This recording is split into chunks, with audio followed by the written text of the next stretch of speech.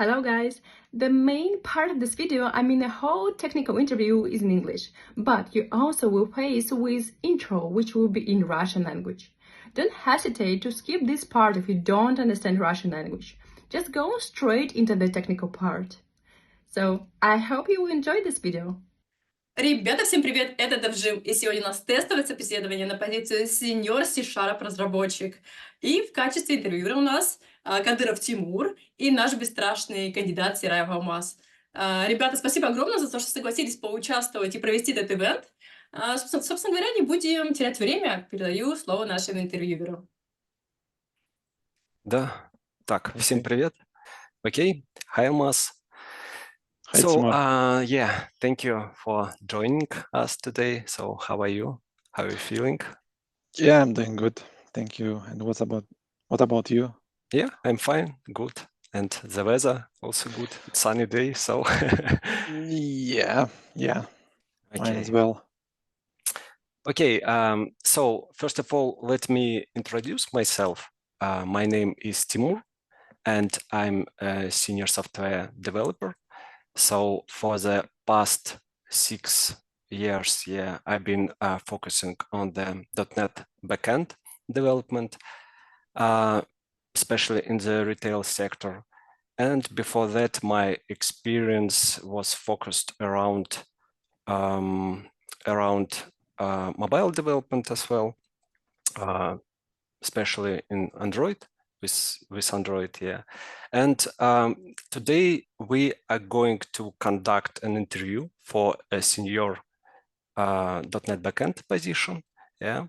So let me share the plan. So the plan for the current interview is to spend, so first 45 minutes, we spent on the theoretical questions, and so followed by the last 15 minutes, we will spend on the coding task.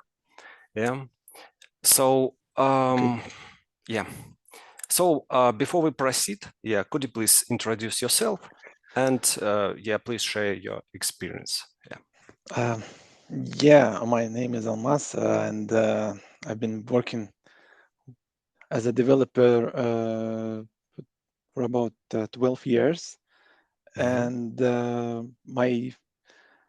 mostly I've been working around Microsoft stack technologies, and last 5 years I was also leading teams. So I have quite wide range of experience from backend to front end a bit, with touching even some old technologies. And also I actually touched mobile development, but in a way, from cross-platform angle. So this is kind of a nuance which I have. Yep. So in the last project, actually, I've been working with backend development, and we were developing microservice architecture. So this is kind of it, what I can say. Good. Pretty, very good experience.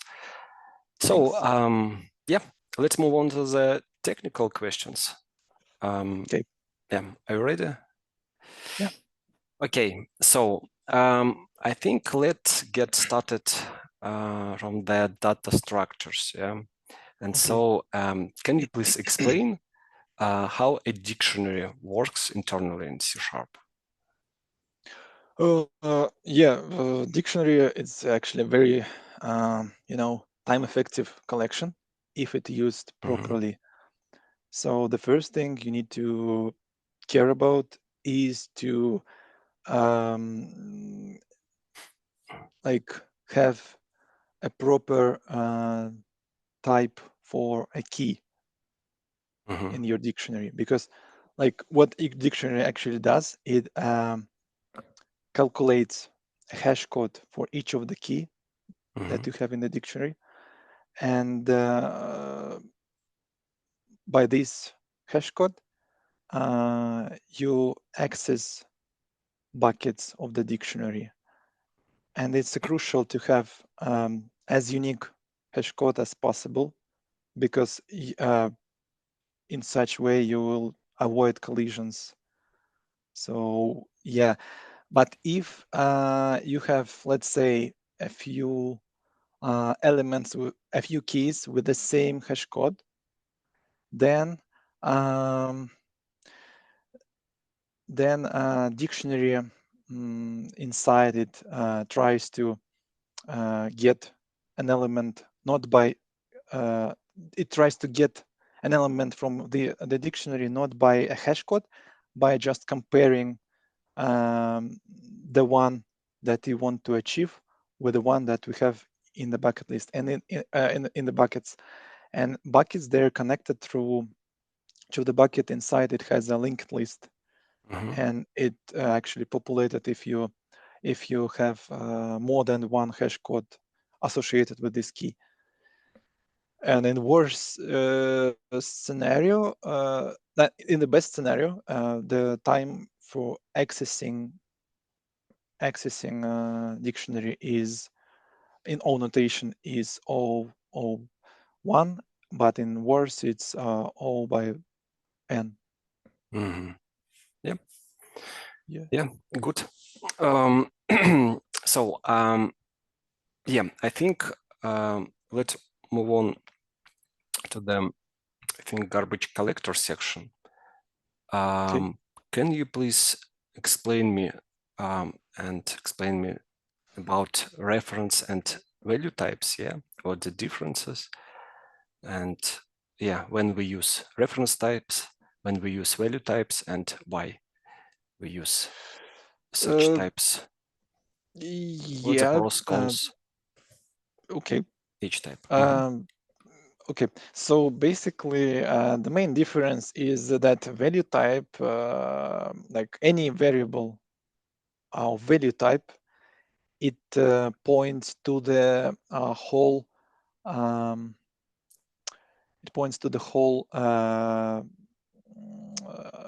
area in memory, in stack usually, right? Not usually, Yeah. but yeah, it on all the cases.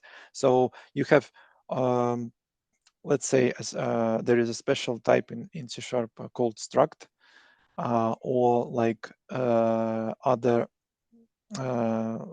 types like int, boolean, or what else? Float, double. They're also kind of the same. I don't know if they inherit actually struct, but not think that this is the case. But they are also value types. So when you have a value, a variable of value type, then you have a whole area of the memory that you kind of managing. But if you have a reference type, value of reference type, then you have a pointer, a reference to some area in heap. So then the thing is, if you have, you can have actually big area in the heap with only one small pointer referring to it in your, let's say, a method. But it also comes with a cost of garbage collection, because if you have variables in the stack, then whenever you exit method, all variables from the stack will be just that stack actually will be cleaned up, but the variables of reference type, they will still persist in heap. This is the main difference. Okay. What about out and reference parameters?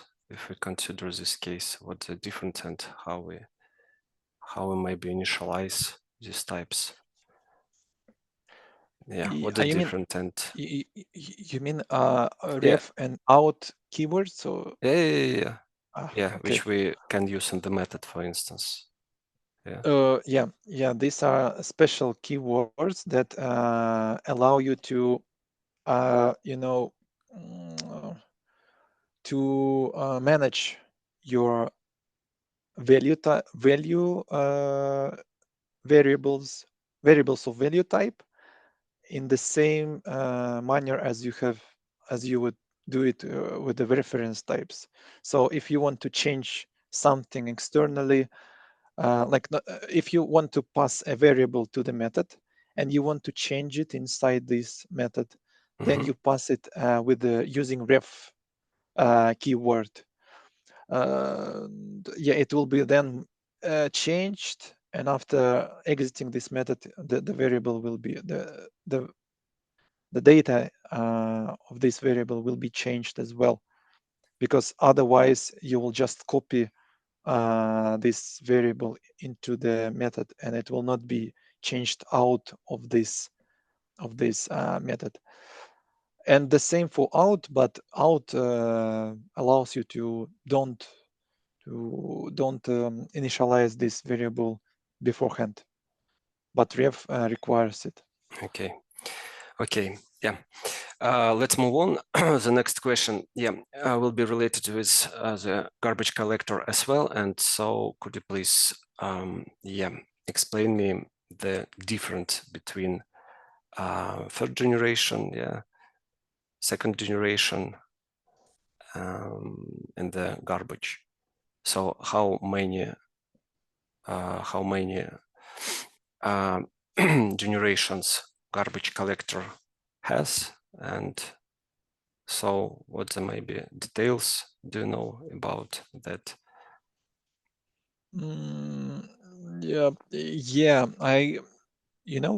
It's actually not. I don't have pretty much experience using garbage collector, but from what I know is when you actually all the objects when they are kind of being garbage collected, then if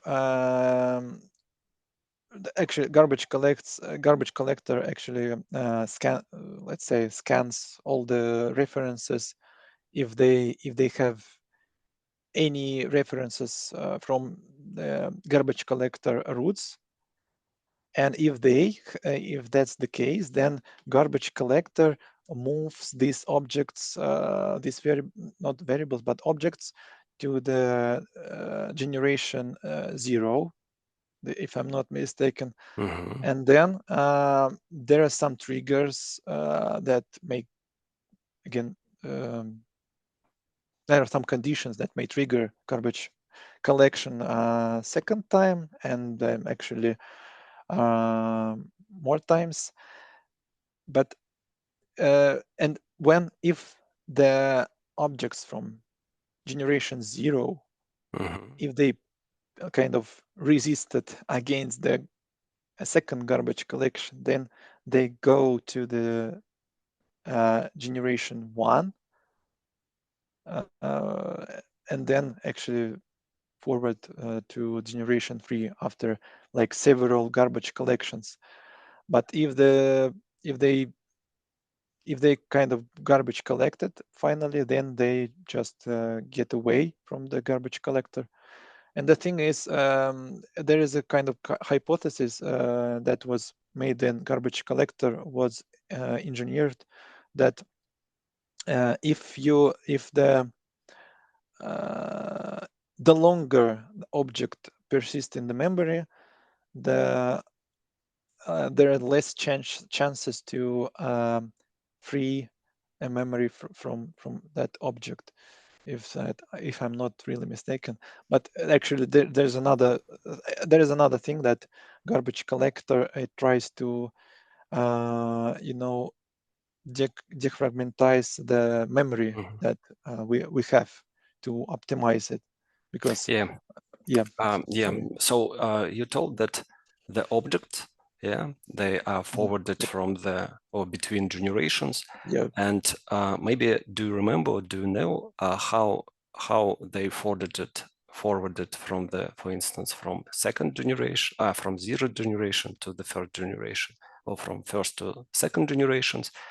I mean, maybe they copied, or how they moved from or between generations. I mean, from 0 and 2 generations. You mean the conditions of the triggering this, or not condition, just how? So let's imagine that. Yeah.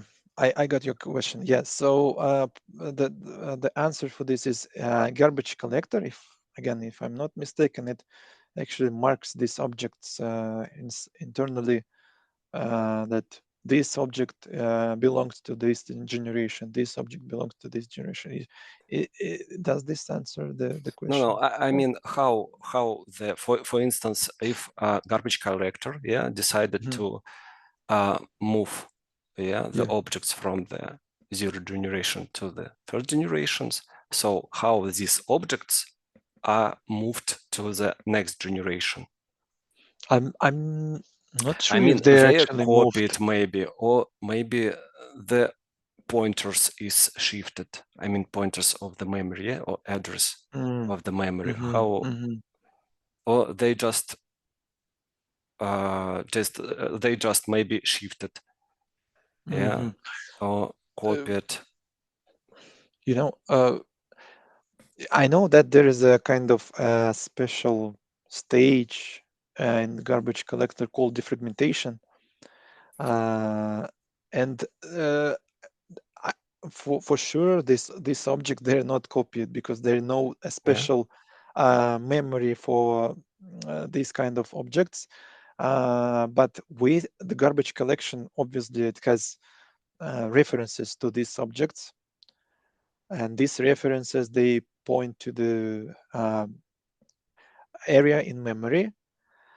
But these areas, they can be moved around to optimize the memory usage of the application. Actually, you're right.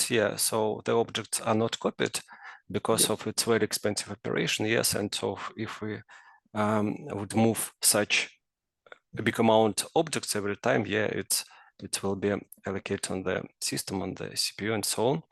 And you're right, actually. So we have, in this case, we have like address area in the memory. We have pointers which divide the generations, and like these pointers moved between generations. So it means that we don't copy, we don't move objects. Objects existed in the same memory, in the space of the memory, and just pointers moved. I mean, generations, generation border points, they moved from one generation and another generation, second, for instance, from the 0 generations to the 1 generations. Yeah, you're right. Actually, it's because if we would move or copy objects, it would take a lot of time, and it's very expensive operation. Actually, move on. And so let's discuss about asynchronous, multi-threaded programming. And could you please tell what's the difference between asynchronous, multi-threaded, parallel programming? What are the differences? Okay, these 3 definitions, they actually they kind of they have some intersection with each other, but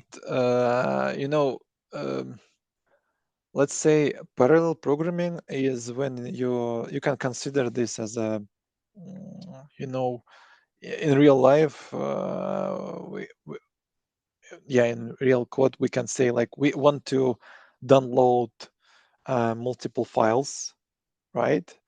And then we can just execute them in multiple processes or threads or whatever. Parallel programming. But about parallel, usually it refers to the like genuine parallelism. So when we have isolated CPU, like that handles a certain operation, and it does mean that they don't have context switching. So let's say you have several kind of entities or several CPU cores or GPU cores that may handle their operations in parallel. So you can just split. You can divide the work that you want to do into these workers, and then let them to work on the data. And the best practice is to have isolated set of data when you do parallel programming on CPU or GPU. Yeah, it's a crucial step. The next is multi-threading, is when you have multiple threads, and you it may not actually refer to the work that you do, that all the threads does some work. Let's say you have a desktop application, a mobile application, then you have a main thread. It may just listen to the events that comes from the user interface, but it doesn't do any any work. It just listens. And you may also have some threads in background that download the data, that do something else, check something, or just and this means that you have kind of multi-threading, but it can be, again, something that you can do in parallel. These multiple threads can be again one thread.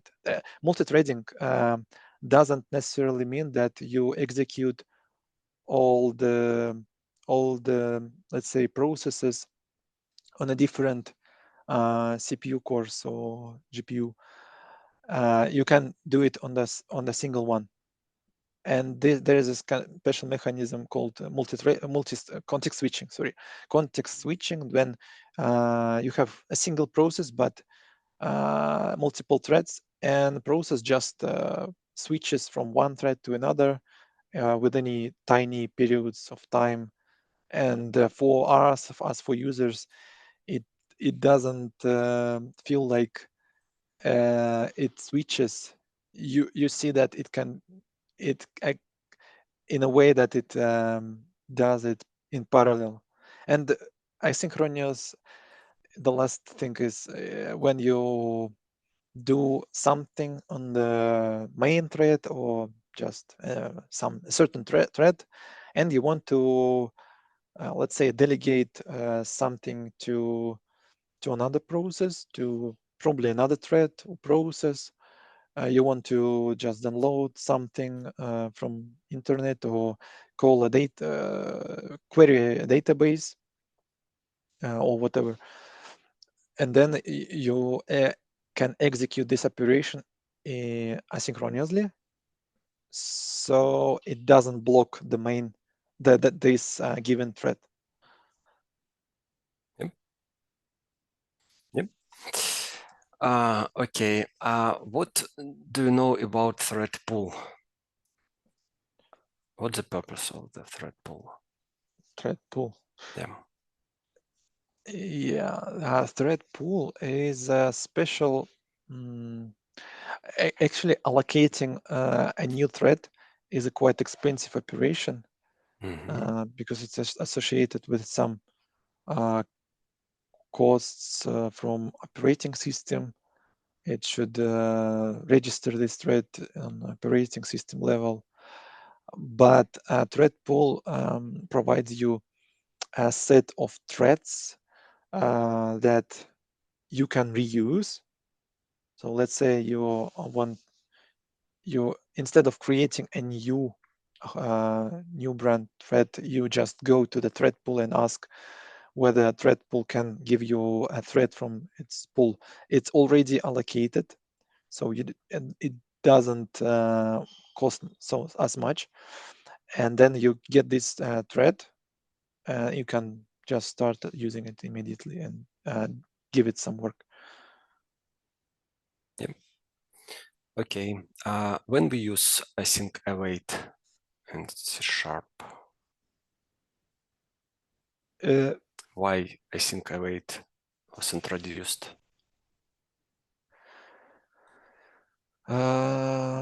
Async await. These are two keywords. I can't remember when they were introduced, but the main purpose, from my point of view, Not when, why? Yeah, okay. But the main purpose, from my point of view, is like before async await, we could write some code in a synchronous way using callbacks, and it actually was not pretty maintainable code, because you have some main logic and then you call something, but the actual result of the call, of this asynchronous call, is placed somewhere else. But with async await, you can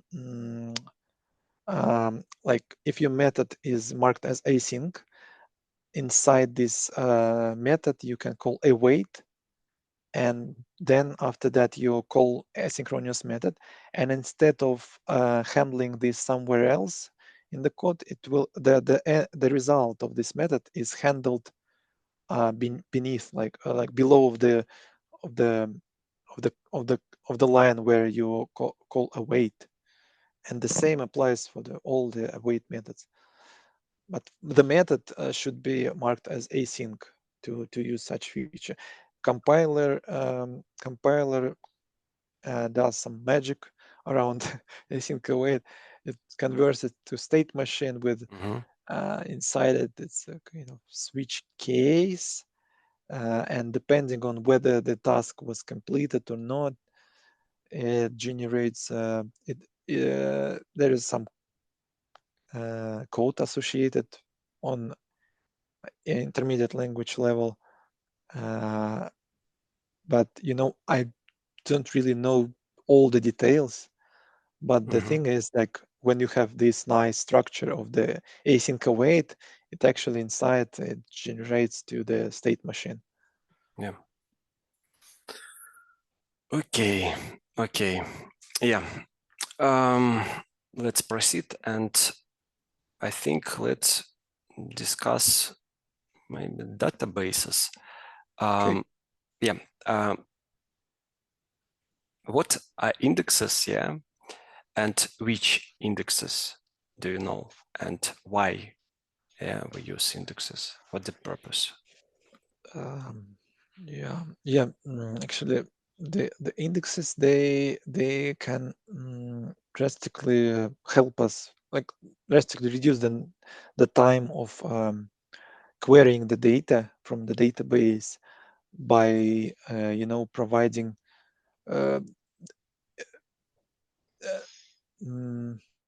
providing a special structure. Actually, each index associated with a binary tree. No binary tree. Sorry, there is a balance.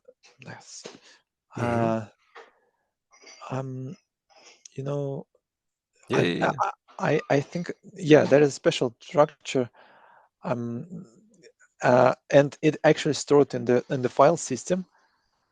And if I'm not mistaken, it's B tree or balance tree. It's not binary, but it doesn't really matter so much, because I'm not really guru of the database management. But the main idea is indexes. They provide easy, like not easy, but more efficient way to more efficient actually the increased performance of querying data from database by having such structure. So on the database level, you have, let's say, an index for some column, and then you just instead of scanning all the table if you were talking about relational databases, then it's instead of scanning all the data, it just can go through this balance tree and search an index. And it's actually it refers to the first question when we talked about dictionary. It's not the same, but the concept is it's not the same logic, but the concept is the same, because you actually improve the performance of getting access to a particular row or in the table by searching, by using these indexes. They can be clustered, non-clustered indexes. If you have, let's say, a primary key, it's by default it becomes an index for your database, for your table, and you cannot. Do we You have? cannot. Yeah. Sorry. Yeah. Do we have collisions within index collections and indexes? I think, because you told it works yeah. like dictionary, yeah. And when you told us about dictionary, yeah, you explained how it works and so on. Yeah, you mentioned that there are collisions, yeah, in dictionary. And so what about index? Yeah, because indexes, it's also collection, yeah. And so do we have collisions? You know, what do you think? What I can say is, obviously we can kind of, we can have such, you know, collisions, I guess, but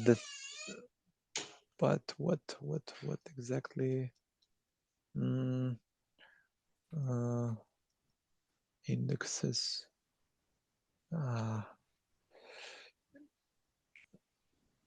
Okay. But if you have unique index, then obviously it's kind of unique. It's probably it's a constraint, not an index. But yeah, okay. Anyway. Okay, yeah. Let's discuss about solid principles. Yeah. Okay.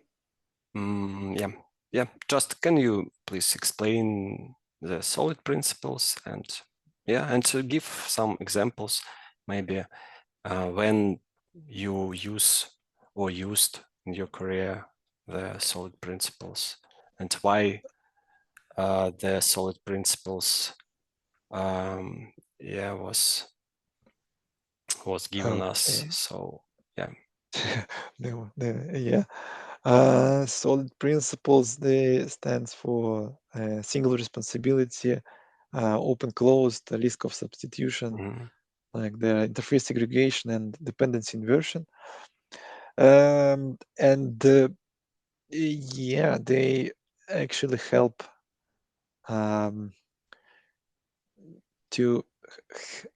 they actually guide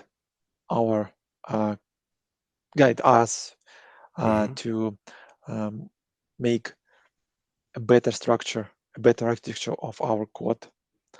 They help also to newcomers, because when they see that this is a project with solid principles in place, they feel more comfortable. And yeah, they just, you know, it's they actually they improve maintenance, and they encourage better architectural decisions. Yeah. So and if you look at each of them, they each of them can provide kind of a benefit itself. So yeah. Could you please briefly, explain or maybe discuss each of the principle? Like for instance, solid principle, when you can use the solid principle, or maybe yeah. Solid principle. Where I used it in my career, or what? Yeah, you just can explain each of them. Yeah, for instance, Okay. yeah. Let's start from the first one, solid. Okay. Yeah, Just and what the maybe how often do you use maybe some solid solid single, maybe responsibility or interface segregation. Just actually the single responsibility, I think this probably the most popular and most efficient, I would say, principle, because it actually says that if you have a particular method or a piece of code or module, then it should be responsible only for a single function that it's doing. It can be, let's say, if you have a customer service that saves something into the database, it should not send an emails. It should be a different service.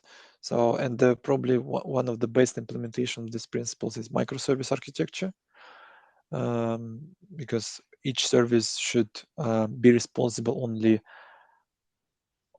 of a certain domain or functionality.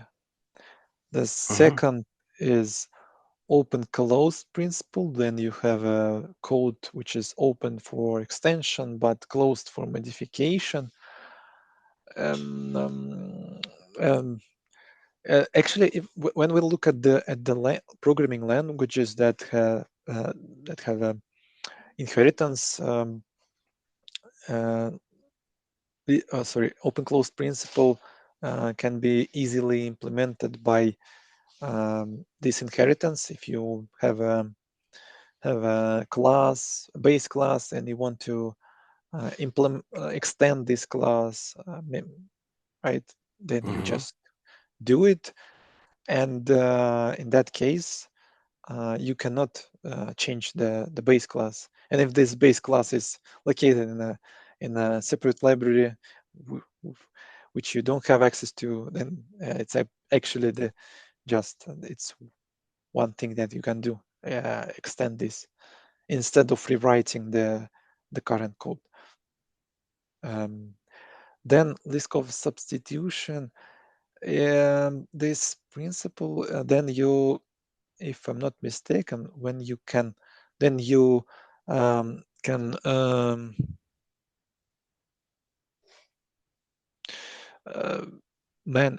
let's say operate with the objects of the type of your superclass of the subclass in the same way as you operate with the object of a superclass, and it should actually follow the same.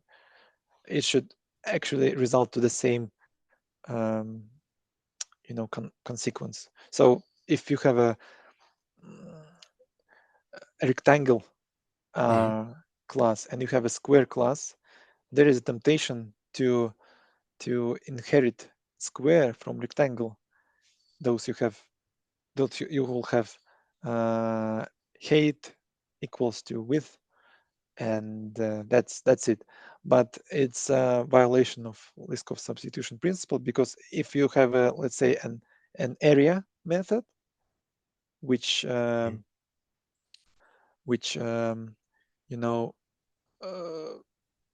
of calculates the area of the shape, then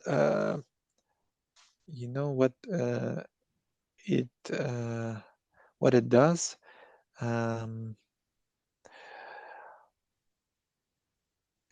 for rectangle it calculates it properly, okay, but for square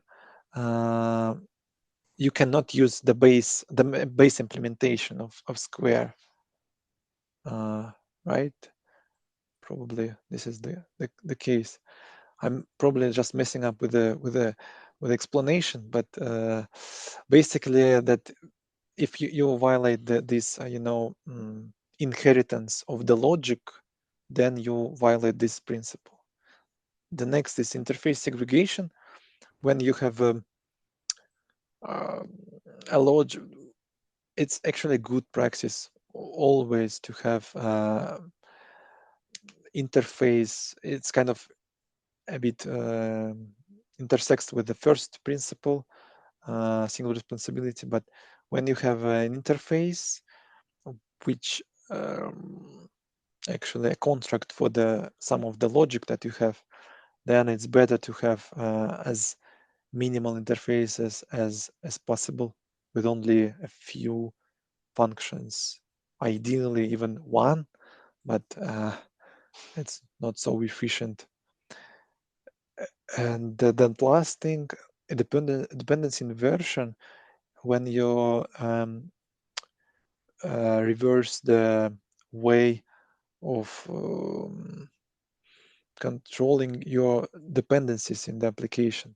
So when you pass the dependencies to the lower levels as a abstractions, and you pass them as an interface. So there is one other thing related to this, is called dependency injection and inversion of control container, which we have in pretty all the languages, with different implementations in the libraries. They provide this dependency inversion principle. So it's just, if you have inversion of control and dependency injection, this principle will be followed. Okay, great. Yeah, so now let's move on to the practical task section. Yeah, I put to the chat the link to the code share, and yeah, 1 minute. Yeah, can you see it? Yeah, so shall I share my screen then? Yeah, please share your screen. Yeah. So you need just go through the code. Yeah. First of all, please share your screen. Yeah, just give me a sec. So this is okay. I'm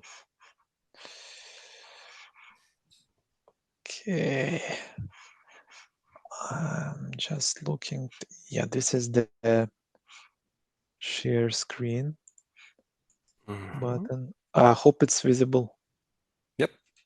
Okay, all right. Yeah, so the task is you need to just and so earlier we discussed solid principles. Yeah, you explained some good practices, and so now you can see the piece of code. You need to just go through this code, yeah, and make necessary corrections, yeah, to improve its structure, maybe performance, readability. So yeah, you can make a comment, yeah, for each row if you think that it's not correct, maybe, or this piece of code should be improved. Yeah, and so yeah, just take your time to briefly understand the logic of the code, maybe, and when you will be ready, you just tell me, yeah, and we will proceed. Yeah, is it clear? Or if you will have some questions, yes, please be free to ask. Okay, yeah, I have. Can we change the signatures of the? Yeah. You can change everything actually. So it's like, yeah. Shall I change the code or just make a comment? Or actually, up to you. but Mhm. you can change, maybe, yeah, you can change the code, or not code, maybe signature or something like that, or in some cases, maybe where you're hesitating, or Mhm. maybe you want to add some notes, yeah, please add comment. Okay. Okay. Okay. Got it. Yeah, just from top to the bottom. Yeah, take your Okay. time. Yeah, and yeah, read the code. Okay. So how much time? You recommend? Approximately 5 minutes. Yeah, 5 minutes for yeah. for the whole task. No, 5 minutes for understanding or for reading Okay. the task. Yeah, and Okay. so Okay. when when you will be ready, yeah, please Got it. let me Okay. know. Okay. Yeah. Mm. Uh,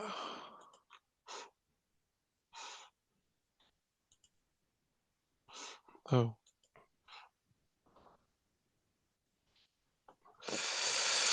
Okay. Mm.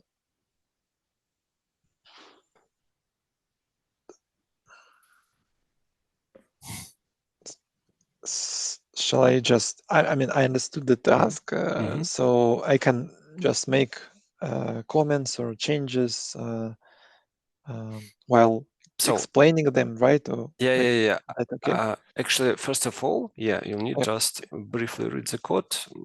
Yeah, you can just, maybe you need to understand some okay. The whole cases. logic. You Yeah, mean? just Okay, I got it. just time for preparing. It really doesn't make too much sense. This logic. So Okay, I'm just if you're ready, we can no, we can I don't start know. now. Like, I mean, looking at the code, it's pretty awful. Yeah, what Yep. I can see. So you So I need don't to know make it better. Okay. Okay. So the first thing is what I can see is this user session class. It's static. It has static members. So have you Like, started, right? yeah, I think I Oh, will start, and probably if there is some, I will just take this time for advantage to okay, make yeah, sure. changes. Okay, thanks. Yeah. So these are the usernames, and yeah, actually I stuck looking at this code because for me it does look like a huge security breach because you have like cookies and basically what this is the method which checks that the user is logged in, and if somebody just knows the username, and it will just add the username to their cookies, and then and but then there is another thing which is safe user. Don't know where it is called. Okay, somewhere else, I guess. I'm not sure. Anyway, like it's very weak authorization check, or like it's not actually authorization, it's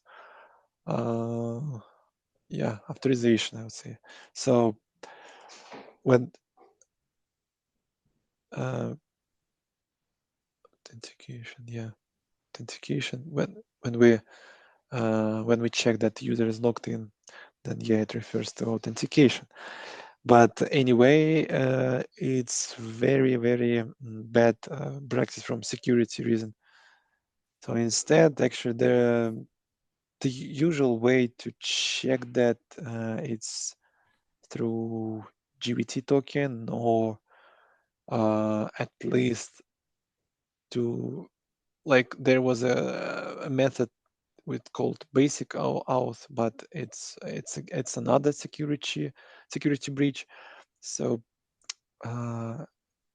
GBT tokens, they're kind of one of the best practice and the most known practice to use to authenticate the user. So you have ID token, which is issued by the server, and then you just server checks its signature, verifies that this token was issued by the server, but all the means you can pass as a payload in this GBT token.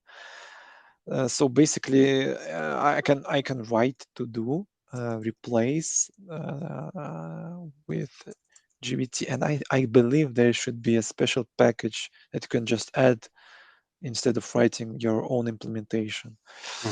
And the static, if we just want to carry on with this implementation static, can I okay, I can, you know, sorry remove for this. interrupting. Could you please a little bit zoom the code? Yep, sure. Okay. Yeah. Is that Thank better? you. Okay. Yeah. Good. Thank you. So yeah, I removed also static thing, but obviously the purpose of the whole class is isn't question for me. Okay. Okay. I can move on. And this retail controller, basically, yeah, what I kind of understand that this is a web application which operates some store which has one method here. I think it's just a part of the whole system, right? Okay, and this is retail controller is the kind of the controller through which you can operate with this store. I think like the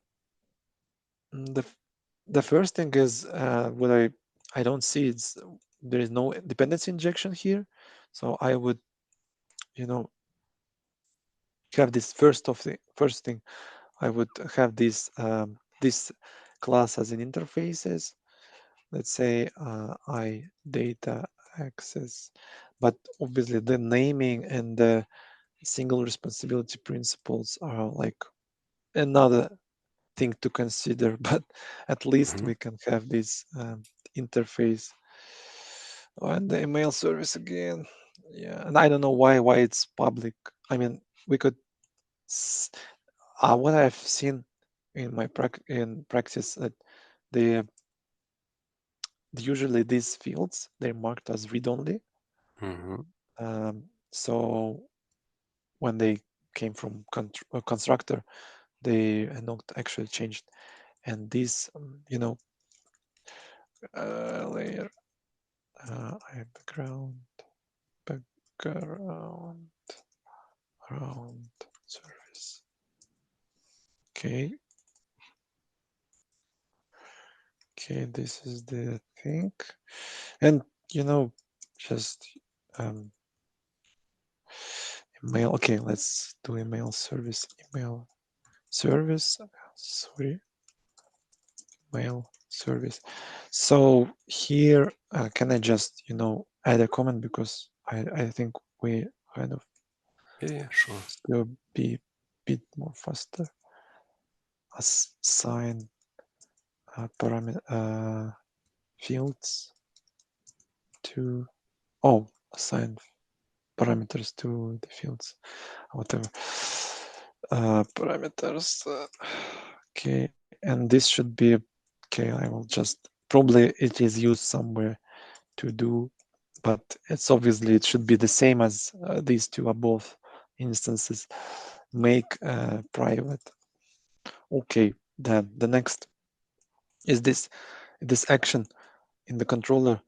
First thing is allow anonymous, which is obviously allows anybody to access this method without any authorization, which is bad. But here we have user is logged in, which came from this thing. I think once we get the made this method private, then we should have the instance to the user session. But I would move this thing to middleware, or just, there is a authorize, if I'm not mistaken, there should be like replace with authorize attribute, authorize attribute, right? And it inside this authorize, you need to specify the permission that you want to give, that not want to give, that you want to check that this user has. So HTTP GET is another thing, because like if you have a place order, that actually the first thing is, if we are talking, if it is a RESTful API, then the naming should be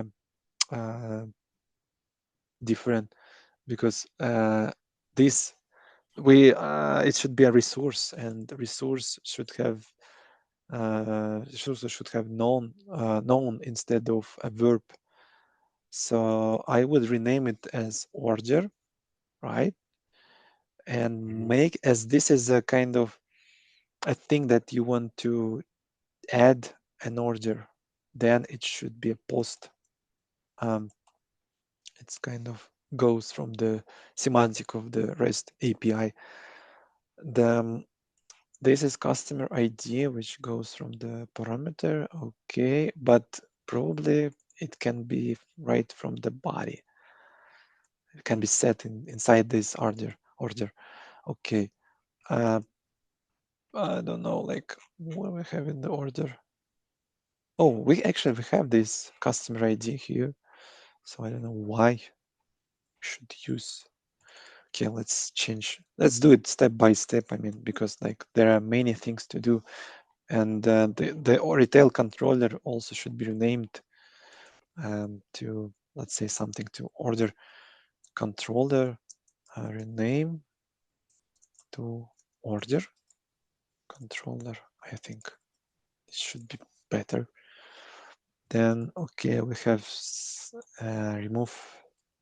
Then once we have authorize attribute set, when we can remove a user session, I guess.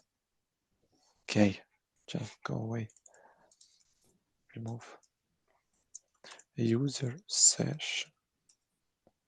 Okay, and okay, here actually the best practice to, instead of okay, return created with a URL to the created resource. I or at least created. So here we have, we kind of trying to send an email, and there is a special kind of a library, and the pattern comes with it called mediator, which actually decouples the the logic inside the controller, the controller from the implementation from its implementation. So when you add a mediator library, that you can add a handler for specific commands, and this handler, they can be reused across multiple controllers. Then the second, they can be a bit easier tested. So to do, what I would suggest is to consider, I see we have not much time. Consider mediator, I can't remember, library, consider move to, and it applies to the whole controller. Then created, and this bad request, I think it should be not authorized, something like this. Or at least it should be try catch also, to do add try catch here, something, and then inside this catch at least should be some logging Then see, we have a database. I don't understand that. Okay, I want to skip this. And there is another thing that kind of I have concern about. We have this is a kind of managed by ORM, which is entity framework in our case. But here we have raw SQL, and this is the current date. Although we cannot pass a SQL injection here, it's still not a good way to have such row. Instead, this row is actually pretty straightforward, and we can use the same the ORM to manage this operation. Okay. Okay. So yeah, okay. I think it's enough. Yeah. Okay. It's enough. Good job. Yeah. Thank you. So yeah, it's interesting task. Yeah. Thank you very much, Almaz. Yeah, Okay, for your time today. Yeah, thank you. Yeah, actually, I appreciate the effort. Yeah, you put into our discussion.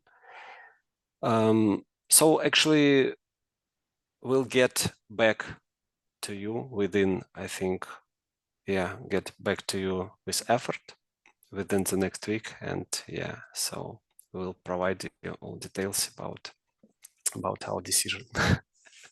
Okay.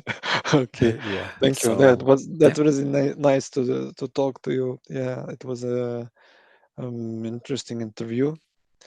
Yeah. Thank you. Yeah, I enjoyed it, and I learned many things from you. Yep. Thank you. Good. So guys, maybe we will discuss a little bit results. How was it? What about Almaz? He was a good candidate, or maybe he needs to spend some time for preparation? So just a little bit, please. So do you need my feedback? Right? Yeah.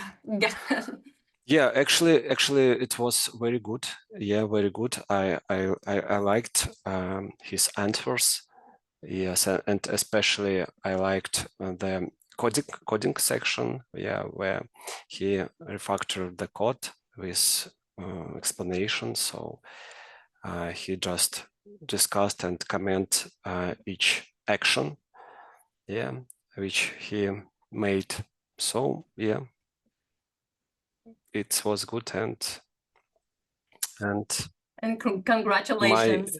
My feedback, yeah, it's definitely I Do would you take hire him me, and Timur? I would give him the job, definitely.